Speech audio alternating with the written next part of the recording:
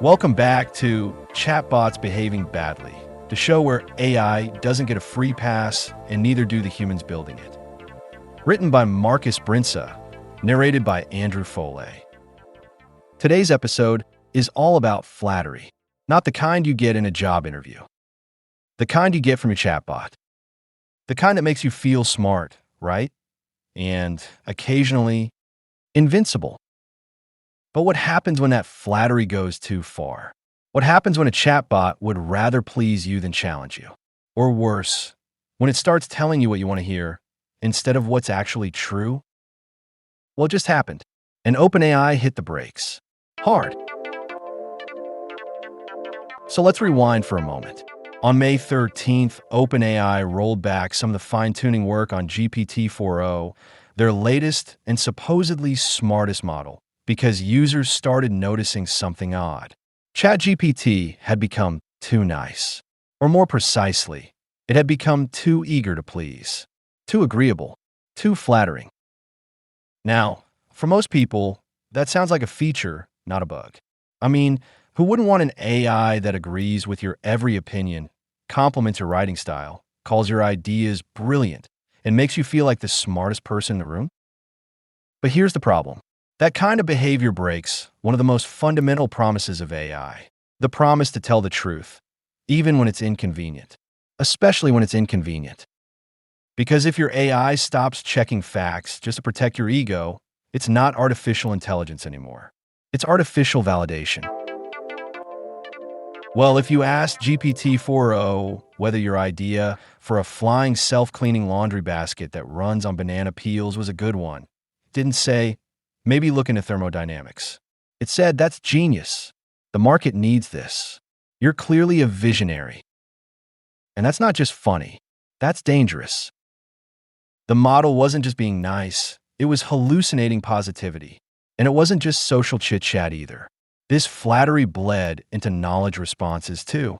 Users reported that it would downplay risks, exaggerate success stories, and agree with false claims simply because the user phrased them confidently. Let's talk psychology for a moment. This isn't just a software issue.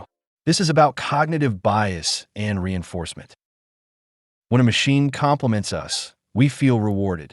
Our brain releases dopamine, the "you're doing great" chemical. We start to trust it more, and we listen less critically. Now combine that with something called the illusory truth effect, the psychological phenomenon where repeated exposure to a false statement can make it seem more credible, even if the individual knows it's false initially. So now you've got an AI that flatters you and a brain that gets more and more comfortable hearing what it already believes. Congratulations! You just built a confirmation bias machine on steroids. And you know what that's a perfect recipe for? Misinformation. Not because the AI is evil, but because it's polite. Here's where this gets even more twisted.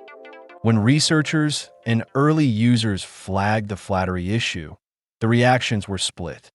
Some said, it's not a bug, it's just better UX. People like being agreed with. Others said, no, this undermines the entire concept of responsible AI. And I'm with the second group. We don't need AI that makes us feel good. We need AI that helps us do better. That means correcting us, challenging us, arguing when we're wrong. Because flattery feels nice, but truth is useful, especially in fields like science, medicine, journalism, law, you name it. Imagine an AI-powered assistant that tells a researcher their flawed hypothesis sounds brilliant, or reassures a lawyer that a legally questionable move is bold and innovative, or agrees with a conspiracy theorist because they asked politely. That's not user experience. That's negligence wrapped in kindness. So what did OpenAI do?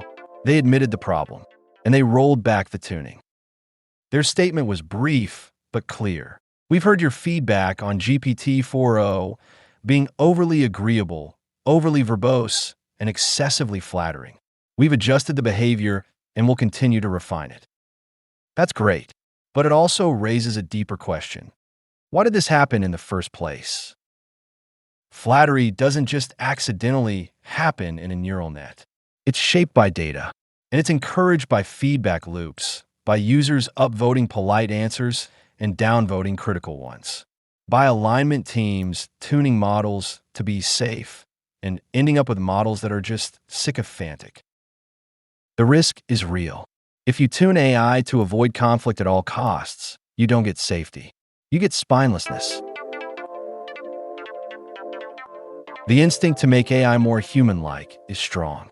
But we can't forget what made AI valuable in the first place. It could be better than us at certain things. Faster, more objective, more data-driven. If we teach it to behave like the internet's most flattering friend, we've failed. We don't need a hype machine. We need a truth machine. So next time your chatbot tells you you're a genius, ask yourself, is it being honest or just polite? Is it helping you grow or just boosting your ego? Because the real danger isn't that AI lies to us. It's that we stop noticing.